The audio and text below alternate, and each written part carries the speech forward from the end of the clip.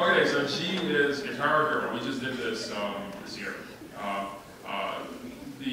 There's a new guy in Guitar Hero who saw that, you guys all know Guitar Hero, right? So, you know, Guitar Hero started out with just Guitar Hero, then there's Guitar Hero 2, there's Guitar Hero 3, Guitar Hero on Tour, Guitar Hero World Tour. They kind of keep piling all these different versions of Guitar Hero. You ask your mom, or your dad, or your aunt, or someone to go buy Guitar Hero, that's like a nightmare for them. They kind of wind around there, they can't, this all stuff all looks the same to them, you know, they don't know.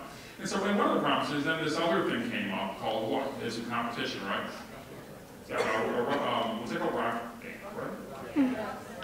Yeah. And so then you can see what I know. So World Tour, right? That's sort of like Guitar Hero's version of Rock Band, right? But no one knows that because it says Guitar Hero, right? So and then they were starting this other thing called what? That just was introduced. DJ Hero, right? And so they were thinking, okay, well, should we call everything Guitar Hero and then right underneath it DJ Edition, or should we call it DJ Fun, Zany, Fun Happy Hour, and then say for the people who brought you Guitar Hero? So they sort of didn't know what to do with their brand. So they were just sort of like,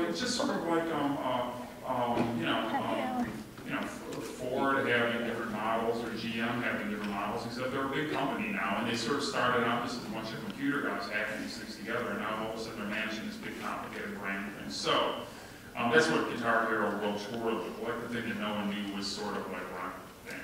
And so this is my favorite band when I was in high school, Chicago in the 70s, and I love the way that they were able to take one logo and change it all the time to make it look different. So we said, okay, why don't we just do a logo family where they all sort of look like they go together. So you see that the hero is always the same. You can take off the guitar, then put on the band, take off the band, put on the DJ, because it kind of fits together a little bit more neatly. But the thing that's fun is then we said every time you put out a new version, you could kind of do Guitar Hero a different way. So we asked some friends of ours who were different kinds of illustrators to kind of do, you know, Guitar Hero versions that are, you know, exploding or electrified, DJ Hero ones that are all neon or all blinged out like that, swoopy and psychedelic, and band hero stuff that's all, you know, glistening mercury-like or shiny or sparkly. And so each one of them sort of is meant to sort of always, they look like they go together, they all look like they're part of a family, but they have different flavors, right? And so they just started launching this stuff. And the Guitar Hero one is okay, which they did all these themselves based on the rules we gave them, using the artwork. The DJ Hero one I actually like a lot. I think all these club stickers are really kind of cool and very lively. And then, of course, the same logos appear on the cases and on the instrumentation for the games and stuff. And then we did a custom typeface called Hero by kind of adding a bunch of spikes to blank typeface. And this was designed by one of my youngest designers, a guy named Kai Samela, who I think is about 2 years out of design school. So he designed this whole character set and then did some demonstrations of different ways it could look. So these are just mock-ups that were done to kind of show it can look all these different ways and still look like Guitar Hero. And if you get one of these new versions, you'll see that typeface showing up here and there. So H is for Harley Davidson. We do a lot of work with Harley as well. And for Harley, we use this typeface family designed by this great guy I know in New York named Jonathan Heffler called Knockout, originally designed for Sports Illustrated. All the typefaces are named after boxing things, welterweight, heavyweight, middleweight. So this is a big 100-year anniversary we did for Harley Davidson. It's by Willie G. Davidson. He's there on the right. He's the grandson of one of the Davidsons who was the founders. And so basically just uses this big, brawny, noisy typeface to kind of set the tone for the Harley Davidson story. So all you see on the left there are different versions of that one typeface called Knockout. Then one of my partners did the touring show for Harley Davidson, which went all over the country and all over the world. It was made out of tents, and the biggest tent had this huge tower in the center that was made of this vortex, this tornado of that same typeface, spelling out the names of the different Harley Davidson engines, handhead, shovelhead, Bierut, etc., going up to the ceiling. And Harley just opened a museum in Milwaukee that we designed and did all the exhibitions inside.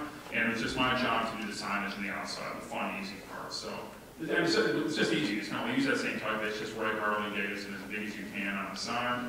The date they were born, 1903, as big as you can on that side. Harley Davidson, big on that side. It's all specially done, hand cut, correct, really beautiful craftsmanship there. If you're ever in Milwaukee and you get a chance, even if you don't like motorcycles, go see this museum. It's a really beautiful, cool museum and very much about the design experience. You'll recognize this next place. It's an exhibition I did with one of my partners back in the late 90s called I Want to Take You Higher, celebrating the psychedelic era, 1965 to 1969. I used this goofy, blobby typeface by Oswald Cooper called Cooper Black from 1926. It was at the Rock and Roll Hall of Fame. And so you can see psychedelic letters across the front and then on there saying I want to take you higher, the psychedelic era. The exhibit is designed like a flower. Then we did this kind of like fake psychedelic lettering on the outside of the main exhibit wall to kind of mark it as we came in. You guys, most of you guys have been to the Rock Hall, right? So you know this is in the downstairs part.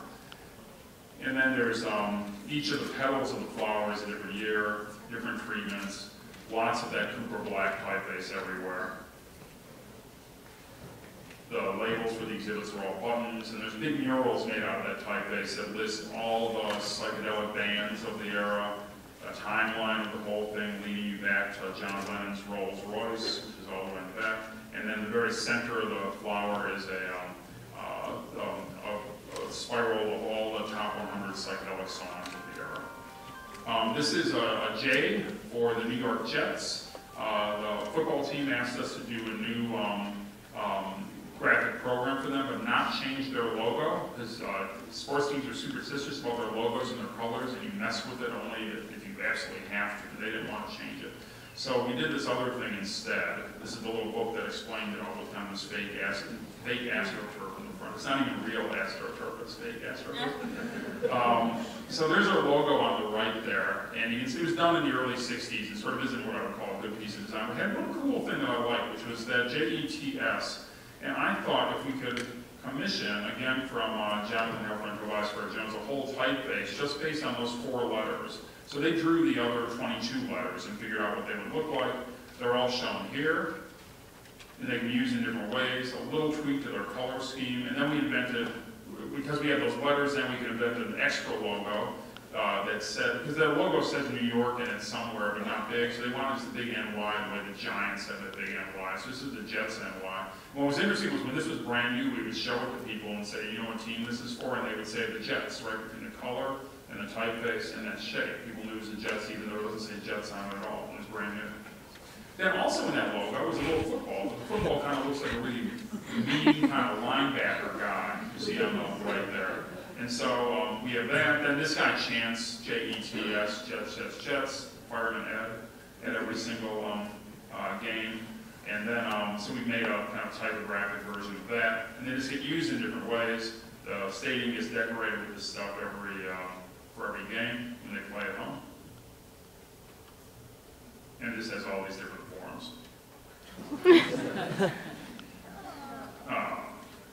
So this is just one, this is for the publisher, Alfred Knopf. So most of the jobs I shoot were big, long, complicated things.